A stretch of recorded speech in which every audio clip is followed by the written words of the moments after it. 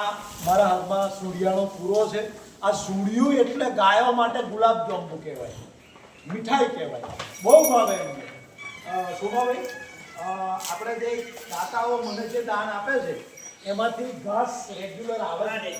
મનોહરભાઈ મોકલે છે. આલે મારા દર્શકોને વિશ્વાસ છે કે મનોહરભાઈને જે દાન આપે છે એ ગૌશાળામાં જાય છે કે નહીં. અમે છેલ્લે શું આવ્યું? બે કન્ટેનર આયા ઘાસના. પેલું ગોદરેજ પૌષ્ટિક દાણ આવ્યું.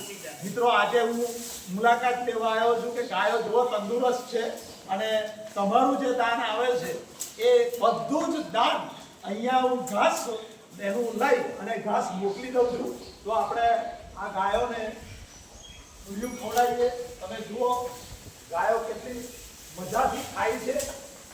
કારણ કે આ ફરી કહું તમને, આ સૂર્યું એ તો બહુ મોંઘું ઘાસ આવે છે અને એમના માટે ગુલાબજાંબુ કહેવાય. આ તો ગાયો ખુશ થઈ જાય એટલે ના બધું મારું.